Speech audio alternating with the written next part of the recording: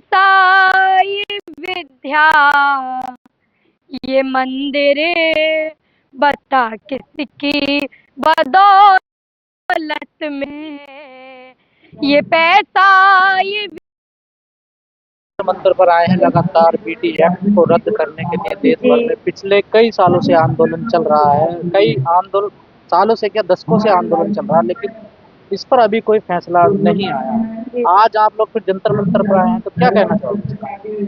मैं सर यही कहना चाहूंगी कि अगर हमारा ये जो हम आंदोलन कर रहे हैं, धरना प्रदर्शन कर रहे हैं, अगर ये गलत है तो सरकार ये हमें प्रूफ करके दिखाए कि ये हम गलत कार्य कर रहे हैं। और अगर ये सही है तो महाबोधि महाविहार बोध गया में हमारा हक अधिकार हमें दिया जाए। और मेरा कहना है कि जितने भी धर्म भूमि है, जिन जिन धर्मों की, जैसे मुस्लिम धर्म की है तो उनके मस्जिद पर उनके गुरु का अधिकार है, उस पर मौलाना बैठेगा। अगर सिख का है तो उनका सिख धर्म गुरु बैठेगा, और अगर जैन है तो जैन धर्म गुरु बैठेगा।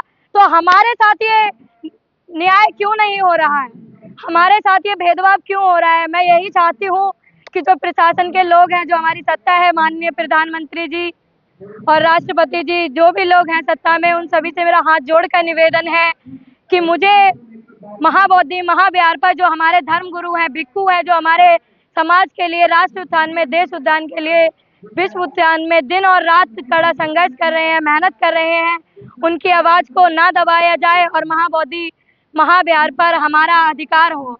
और मुझे हमारे समाज के लोगों से भी बहुत ज्यादा विडंबना होती है।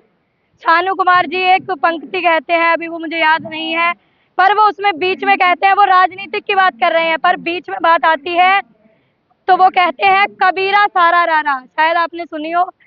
तो मेरा उनसे कहना है कि मुझे बहुत ज्यादा अपने समाज पर विडंबना होती है कि हम लोग इतने ज्यादा संख्या में हैं, वो इतने कम है, फिर भी वो बराबर हमारी आवाज को दबा लेते हैं हम लोग, जिसका मेन कारण है कि हम लोग संगठित नहीं है। ये कहा जा रहा है कि व्यवस्था वहाँ बनी हुई है, वो व्यवस्था सालों से चल रही है, तो उसे क्यों बिगाड़ा जाए, क्यों हटाया जाए?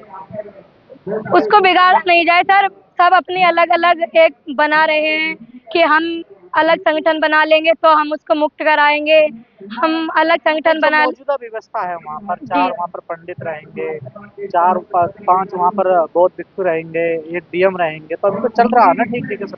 नहीं सर, ये नहीं होना चाहिए, क्योंकि जो मुस्लिम का मस्जिद है उनमें सिर्फ और सिर्फ मौलाना भाई ही उनका अधिकार है। तो हमारे साथ ये अन्याय क्यों हो रहा है? ये अन्याय हम बर्दाश्त नहीं करेंगे, और अगर हमारी मांग गलत है तो उसको गलत प्रूफ करके दिखाइए। तो वो भी तो कहते हैं बुद्ध भी तो अवतार ही है ना, देखिए। मैं नहीं मानती इस बात को कि भगवान बुद्ध किसी भी अवतार है, या मैं देवता या पाखंडवाद पर, अंधविश्वास पर भरोसा नहीं करती। आंदोलन सफल क्यों नहीं, क्या वजह है इसके पीछे, क्या साजिश है जो मुक्त नहीं हो पा रहा है?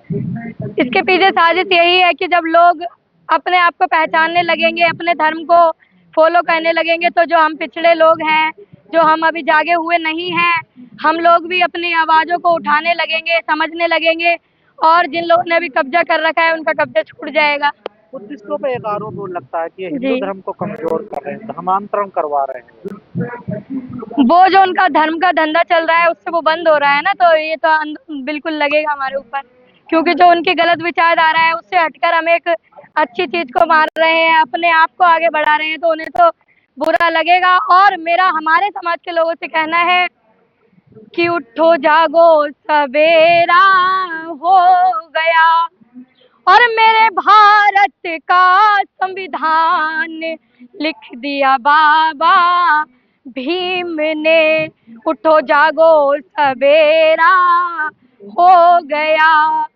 और जब बाबा साहब ने संविधान लिखा तो क्या हुआ है? अब ऊंच नीच कोई ना रहा, अब ऊंच नीच कोई ना रहा। और जो संविधान बाबा साहब ने लिखा है उनमें 6 मौलिक अधिकार बताए हैं, जिनमें से एक अधिकार है समानता का अधिकार। उसके द्वारा सभी भाइयों को उन्होंने समान बताया है, सभी भारत के नागरिकों को उन्होंने समान बताया है। तो कहना है कि सब मानव एक समान कर दिया बाबा भीम ने, मेरे भारत का संविधान लिख दिया बाबा भीम ने। और मेरा कहना है जब बाबा साहब ने संविधान लिखा तो क्या हुआ है, मेरे देश को खुशहाली मिली, मेरे देश को खुशहाली मिली। और समझने की बात है भाइयों, ध्यान देना, और गांधी को जीवन दान दे दिया बाबा भीम ने, मेरे भारत का संविधान लिख दिया बाबा भीम ने। और मेरा हमारे समाज के लोगों से हाथ जोड़कर निवेदन है कि वो अपने आप को जागे, दूसरों की विचारधाराओं पर ना चले। महाबोधि विहार में पाखंडवाद, पूजा पाठ, पिंडदान भी तो अब हो रहा है ना, देखिए। तो सर जब उनके लोगों को बिठाया जाएगा तो वो तो अपनी विचारों को आगे बढ़ाएंगे ना, ये हमारे समाज की कमजोरी मुझे तो लगता है। तो क्या हिंदूकरण कर दिया गया है महाबोधि विहार में?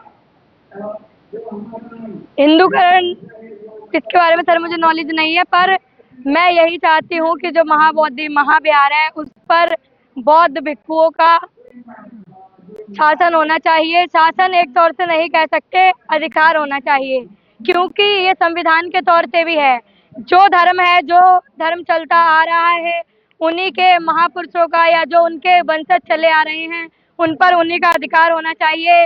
और जो वो हमारी धर्म भूमि है तो उस पर हमारे धर्म गुरुओं का अधिकार होना चाहिए। क्यों नहीं देना चाह रही सरकार? आखिर मकसद क्या है इसके पीछे? मकसद यही है सर, जब हम उन अधिकारों को मानने लगेंगे, अपने आप को जागने लगेंगे, सब जाग जाएंगे तो उनका जो सिस्टम चल रहा है ये वो मिट जाएगा।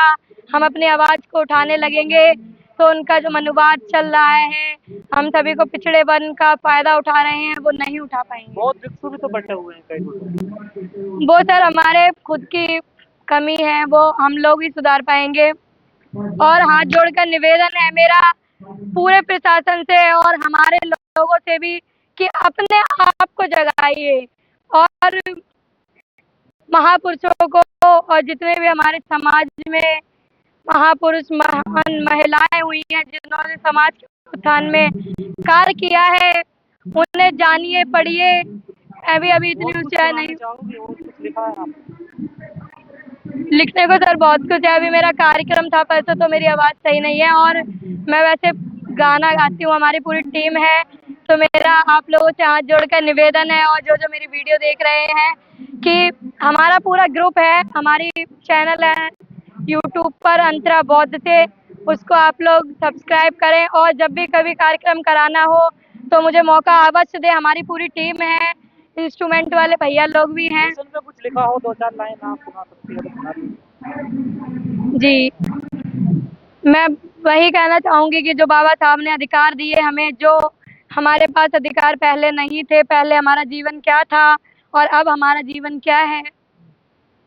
ये पैसा, ये विद्या, ये मंदिर, बता किसकी बदौलत में। ये पैसा, ये